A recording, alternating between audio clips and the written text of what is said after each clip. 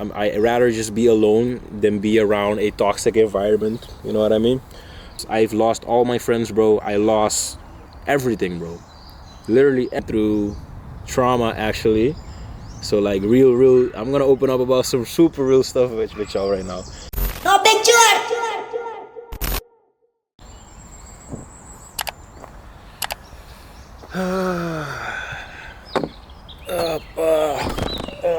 There you go. That's the spot. Let me fix this camera a little bit more. Hope it doesn't follow me right now. It's supposed to be normal. That'll be good.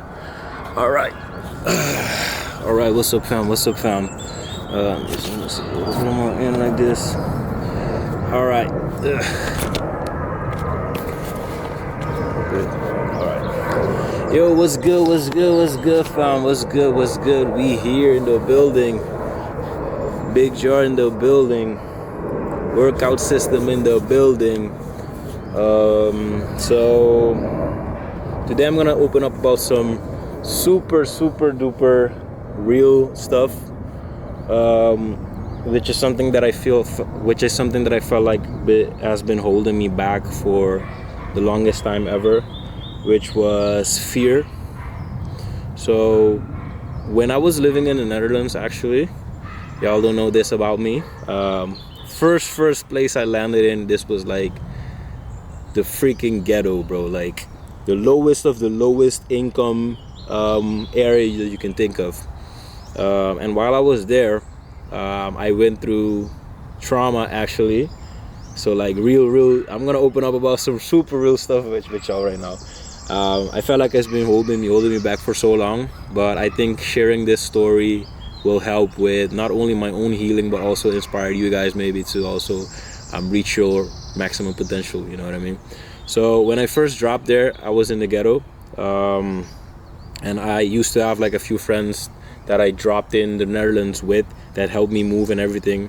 You know, I would always have love for them, but things ended up going sideways.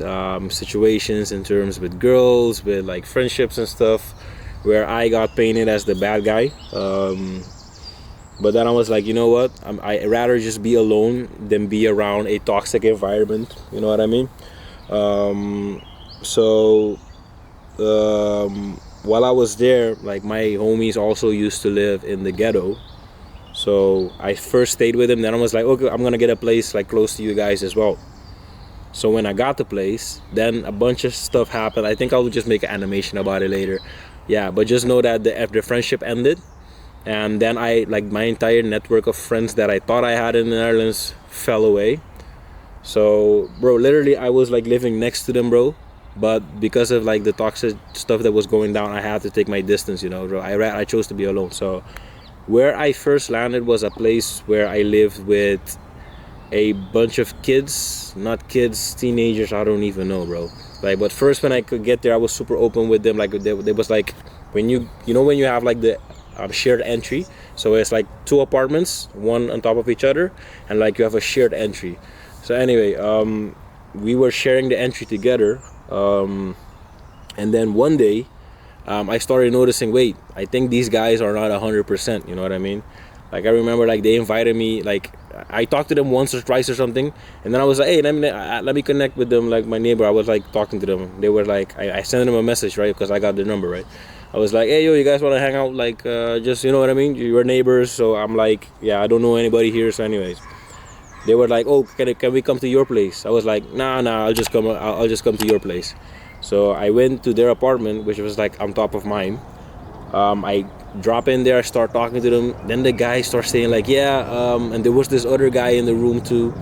Like super sketchy, bro, like sus as hell. And I was working on my school stuff, you know what I mean? I was like, as I'm talking to them, then the guy starts saying something about, yeah, something about guns, something about this and that. I'm like, I don't trust you, bro. I don't know. I was like, it was a red flag. I was like, hell no, I'm just, you know what I mean?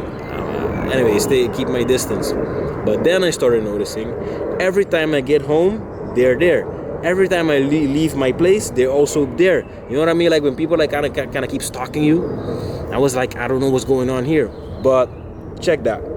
Besides that, I like, besides the thing with the friendship with school, let me say that. I was having problems with school. I was having problem with work in terms of like being discriminated in the worst way possible, like just terrible work environment. My friendship was falling apart. Third one was that school was always like, school was also a bad experience, to be honest. Like I hated every single second of it. I don't have even contact with the people that I went to school with, because I just hated it. I felt I wouldn't say discriminated, but like it is what it is, you know what I mean? Like, yeah, bro. Anyway, the most beautiful thing is that I got the degree and that I finished it, you know. But anyway, as all of this was happening, like for me personally too, like mentally I just had a breakdown that you know, like from every side everything is falling apart.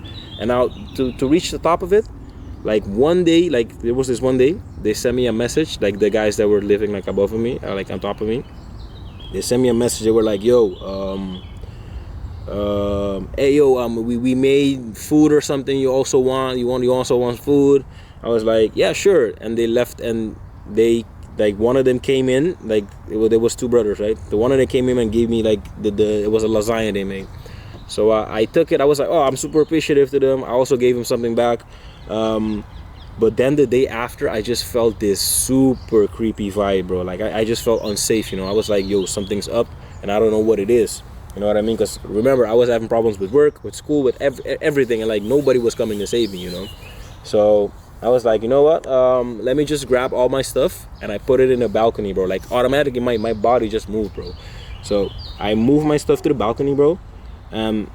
Like I remember, like there was like 6 dudes upstairs, because like I heard them, you know what I mean? Like 5 dudes. Like subconsciously I literally put everything of value in the balcony. I was like, I'm sleeping in the balcony tonight because I don't feel safe. I don't know what's going on, you know what I mean? And I put like sacks like in the house, bro. Like literally my body moved, bro. Like I think it was like 2 a.m. or something, bro. Then all of a sudden I turned off my lights, because I had lights in like my balcony, right? I turned it off, bro, and I hear them upstairs, right, bro? Then I hear just this dead silence, bro. They were like talking down. I hear there's dead silence, bro. I'm laying down like in oh shit. This bird scared the out of me. So yeah. So I'm laying down there, bro. All of a sudden I just felt like my heart started beating super fast, bro. Like super fast. I was like, what the hell is going on here, bro? Then you know what I hear? I hear one of the sacks that I put in the house freaking like fell down. I was like, yo, there's somebody in the house, bro. There's somebody in the house. I'm freaking dying tonight, bro. Like I was like, yo, bro. I was laying there, bro. My heart never beat it that hard before, bro. That was like scary movie, terrifying kind of stuff, bro. You know what I mean? And then I hear like, bro, like I even locked my balcony. I hear like the handle to my balcony like kick, you know, like they was trying to open it, but I locked it, right, bro? Then, bro, I remember just laying there, bro, and I was just praying to God, bro. I was just like, I've never prayed so hard before in my life, bro. Like, bro, that was crazy, bro. That's some traumatic shit right there, bro.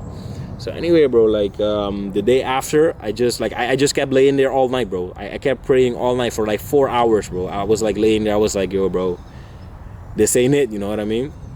But then the day after, I woke up, I went in the house, I saw that one of the sacks indeed fell down. So like just plastic bags, you know. I just saw it. I was like, yeah, bro, they broke in, and gladly, like no harm came to me. Gladly they couldn't took anything of value, but it did make me realize, yo, this is a super unsafe environment. And when I saw them, they were like teenagers. When I saw them, I was like, yo, it was you, because I saw in their face how scared they were, you know. I tried everything, bro. Like I even tried like to talk to them again, but like, bro, it's kind of like, I know what's going on. Well, none of us knows what's going on, but like indirectly I was like, yeah, I think somebody poked in my house, and they kept denying it. And I noticed, like, I was trying to be nice, but like it wasn't coming out, bro. We could, like, it was a super toxic environment, bro. But then I was like, you know what, bro? I started learning how to fight. I was like, okay, if I'm living here, bro, I gotta start learning how to fight. And that's how I actually started doing kickboxing and stuff.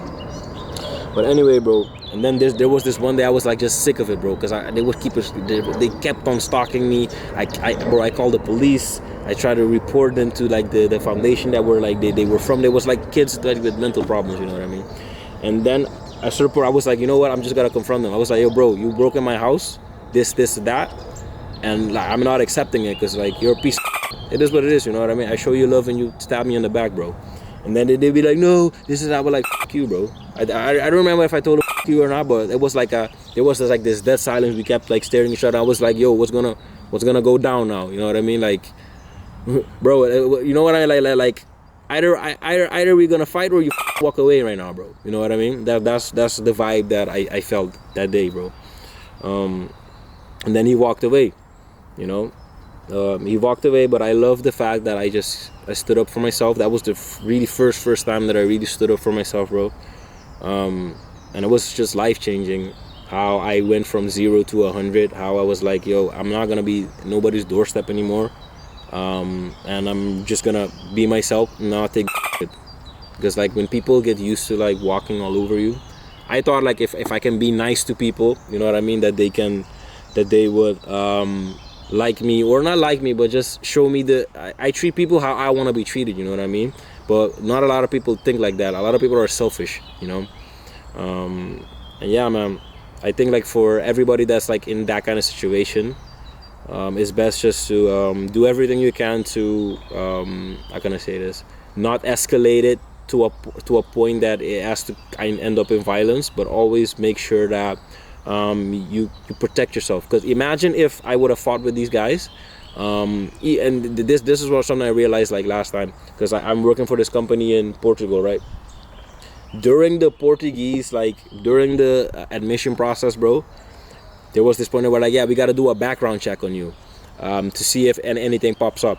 Imagine if back then I would have fought this dude and it would have ended up with somebody ended up in a hospital. That thing would have popped off and I wouldn't be accepted here in Portugal, bro. So I think anytime you're confronted with like, you gotta fight, don't do it, bro. It's not worth it. Like fighting is not worth it. Like standing up for yourself is worth it. Like say if you're with your girl and you like a violent guy comes up maybe and does something to your girl, or you know what I mean, with people you love, then bro, you gotta fight. You know what I mean? Like if it's that kind of situation, I'm sorry, you gotta throw down. It is what it is, you know. But for me personally, like I try to minimize like fighting in every way possible, because I know that it can always come and bite you back. Maybe somebody can do something to you end the fight they started, but you end up getting painted as the bad guy. You know what I mean? So I would try to like minimize those kind of situations. I just felt like sharing this. I hope you guys got something out of that. The thing I love the most is that fighting taught me that, and not fighting outside, but fighting inside the gym taught me like about mental patience, about not being too emotional. Just, bro, fighting is something spiritual, you know what I mean? It's not about you hitting someone. It's about you perfecting your craft, you being disciplined. It's about you being consistent. It's about you having self-value for yourself and being able to protect yourself if the moment arises, you know what I mean? So I'd rather be a gardener or a warrior in a garden than a gardener in war. So it's kind of like, don't try to fight, but always make sure you're ready if the situation comes up, you know what I mean? And for me, like the most important thing is like learning how to fight is not only about protecting myself. Of course, that's where it starts. But for me, I'm more worried about protecting the people around me, bro. Because like the people around you are the most important thing. Remember, like I've been in the Netherlands. I've lost all my friends, bro. I lost everything, bro. Literally every single thing you can think of. I've gone through the fire depths of hell. That's like as an analogy, that's how it felt, bro. It just felt like, yo, I don't have a reason to live anymore, bro. I don't need anyone. But the thing that was most beautiful, I always like had this connection with God that I felt. Not pushing God down your throat, but just know there was this homie on top there that had my back. You know what I mean? In every single bad situation, there was this homie on there that had my back, and I'm thankful to him. The thing is, like, I'm thinking about the people that think like yo, why is it not a girl, or like why is God not a woman? But anyway, the being that is protecting me, you know what I mean? So now I'm in a way better place with life. Like I started creating again. I made a bunch of new friends. I'm putting myself more out there. I think the most important thing is about being happy, man. And you know what's funny? When I like confronted the guys back where I lived in the Netherlands, they were like, "Yeah, you're never gonna achieve anything. You're never gonna make it." Let me tell you something, bro. This is something that I saw on Instagram. People that are on the top, like successful people, are never gonna hate on you because everybody started somewhere. You know what I mean? And even if somebody is at the top financially, doesn't mean you're really at the top. If you're at the top successfully and you did it through love, to authenticity, you are never gonna be somebody that's gonna hate on people that never. I'm gonna say this: people that are trying to achieve a dream.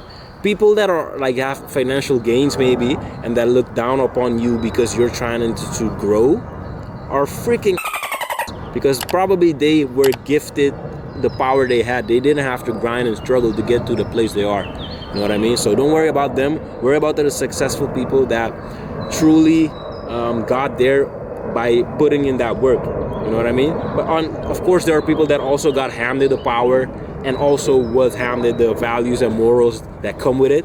So just focus on people that are genuine and are like I'm gonna say this, successful in a way that they are loving. Yeah, I'm going off the rails with this right now. People that are at the bottom or not doing what they want out of life are afraid of following their dreams because of the people around them that haven't followed their dreams as well, that's gonna judge them. But why would I worry about somebody that's not taking the risk? That means you're a coward. Why would I worry about a coward talking badly about me or judging me for trying to do something? That's insanity, bro. That's super insanity. Why would I try to prove myself to somebody that's not even worth proving to? The only person you have to prove yourself to is yourself and God. I would say yourself and God. Let me just drop it out there like that. Yeah, I just felt like I needed to get this out there. Hope you guys enjoyed. I hope you guys got something out of it. Just enjoy life, live life, travel, bro. There's nothing better than traveling, because traveling puts you in different environments where you get to know yourself and not be stuck in the same mentality, same social groups. Bro, traveling really opened up my mind.